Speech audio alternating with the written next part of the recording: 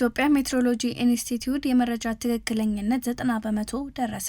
የኢትዮጵያ ሜትሮሎጂ ኢንስቲትዩት የሚሰጠው መረጃ ትክክለኝነት ሊያጋጥሙ የሚችሉ አደጋዎችን ለማቋቋም አስችሏል አሉ የውሃና ኢነርጂ ሚኒስተር ዶክተር አብርሃሙ ኢተፋ።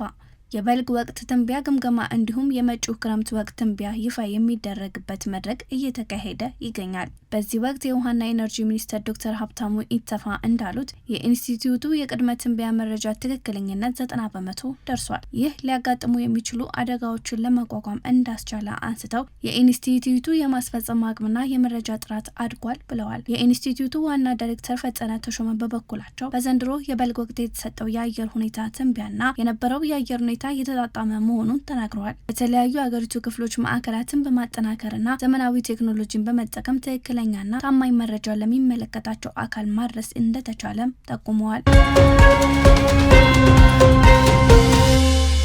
የኢትዮጵያና ኳታር በሚዲያ አቅም ግንባታ ላይ ያላቸውን ትብብር ለማጠናከር ተስማሙ። የኢትዮጵያ መገናኛ ብዙኃን ባለስልጣን ዋና ዳይሬክተር ሃይማኖት ዘለቀ በኢትዮጵያ የኳታር አምባሳደር ሳድ ሙብራክ አልሚን ጋር በቢሮአቸው ባለስልጣኑ የሬጉሌሽን ስራዎችና የሚዲያ አቅም ግንባታ ዘርፍ በተለያየ ዘርፍ ስፔሻላይዝ ዘገባዎችና የይዘት እንዲሁም የቴክኒክ አቅም ማጎልበቻ ስልጠናዎችን የመስጠት ተግባር ላይ የኳታር መንግስት የሚያደርገው እገዛና ድጋፍ አጠናክሮ እንደሚቀጥል አረጋግጠዋል። በዚሁ ወቅት ዋና ዳይሬክተሩ ባለስልጣኗ የዘርፉን አሰራር በዲጂታላይዜሽን ለማዘመን በየደረጃው ያሉ የሚዲያ ባለሙያዎችን የአቅም ክፍተት በጥናት ላይ የተመሰረተ የክፍተት ዳሰሳ በመስራት ሰፊ ስልጠናዎችን የመስጠት እቅድ ይዞና የኢትዮጵያ የሚዲያ ልዕቀት ማዕከል ገንብቶ ሙያውን ብቃትን ለማሳደግ እያካሄደ ላለው ጥረት ከወትሮ የተለየ ድጋፍ ማጠናከር እንደሚሻ ለአምባሳደር ሳድ ሙብራክ አልሚን ገልጸውላቸዋል።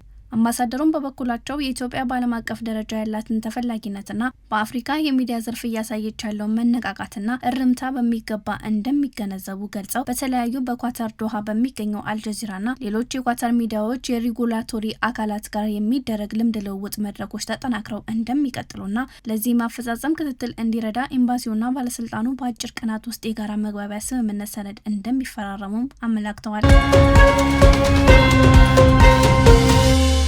ፋይዳ መታወቂያና የሳይበር ደህንነት ቅንጅት የኢትዮጵያ ስኬታማ የዲጂታል ሽግግር ተሞክሮ በኮት ዲቫር አቢጃን በተካሄደው አይዲ ፎር አፍሪካ 2026 ዓለም አቀፍ ጉባኤ ላይ የኢንፎርሜሽን መረብ ደህንነት አስተዳደር ዋና ዳይሬክተር ወይዘሮ ትዕግስት ሐሚድ ተሳትፈዋል። ዋና ዳይሬክተሯ በጉባኤው ላይ ኢትዮጵያ ስኬታማ የዲጂታል ትራንስፎርሜሽን ተሞክሮ ለታዳሚዎች አቅርበዋል። የሳይበር ደህንነት ለዲጂታል ማንነት በሚል ርዕስ በተዘጋጀው የፓናል ውይይት ላይ ማብራሪያም ሰጥተዋል። በዚሁ ውይይት ኢትዮጵያ በዲጂታል ሽግግር ሂደት ውስጥ ለሳይበር ደህንነት ቅድሚያ የመስጠት መርህ እየተከተለች መሆኑን ገልጸው የብሔራዊ ዲጂታል መታወቂያ ለኤሌክትሮኒክ መንግስት አገልግሎቶች ዋነኛ መሰረት መሆኑን የጠቆሙት ዋና ዳይሬክተሯ ለዚህ አስተማማኝነት የሚለውን የዲጂታል ሰርቲፊኬት አገልግሎት በ2018 መጀመሩን አስታውሰዋል።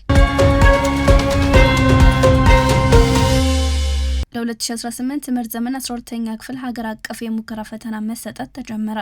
ተፈታኞች የሙከራ ፈተና መሰጠት መጀመሩን ትምህርት ሚኒስቴር አስታውቋል። የትምህርት ምዘና ፈተናዎች አገልግሎት የዘንድሮውን የ2018 ዘመን 12ኛ ክፍል ሀገር አቀፍ ፈተና በበይነ መረብ ለመስጠት አስፈላጊውን ዝግጅት እያደረገ እንደሚገኝ ተገልጿል። በመሆኑም ተማሪዎች የፈተና ሂደቱን ለመላመድ በዴስክቶፕ፣ በላፕቶፕ፣ በታብሌት፣ በስልክና በመሰል የኤሌክትሮኒክስ መሳሪያዎች በማንኛውም አይነት ኢንተርኔት አማራጭ በመጠቀም ከዛሬ ግንቦት 7 2018 ዓ.ም ጀምሮ እስከ ፈተናው ቀን ድረስ መለማመድ እንደሚችሉም ተመልክቷል። ሁሉም ተፈታኞች በተደለደሉበት ክልል ወይም ከተማ አስተዳደር ትይዩ ባለው ማስፈንጠሪያ በመጠቀም የፈተና አዳራሽ መግቢያ ካርድ ላይ ያለውን አድሚሽን ቁጥር የይለፍ ቃል በማስገባት የሙከራ ፈተናዎችን መፈተን እንደሚችሉ ሚኒስተሩ አሳውቋል። ተፈታኞቹ አድሚሽን ካርድ ከትምህርት ቤታቸው ማግኘት እንደሚችሉ የተገለጸ ሲሆን መምህራን፣ የትምህርት ቤት አመራሮችና ወላጆች ተፈታኝ ተማሪዎች የፈተና ሂደቱን እንዲለማመዱ አስፈላጊውን ድጋፍ ሁሉ እንዲያደርጉ ትምህርት ሚኒስተሩ ጥሪ አቅርበዋል።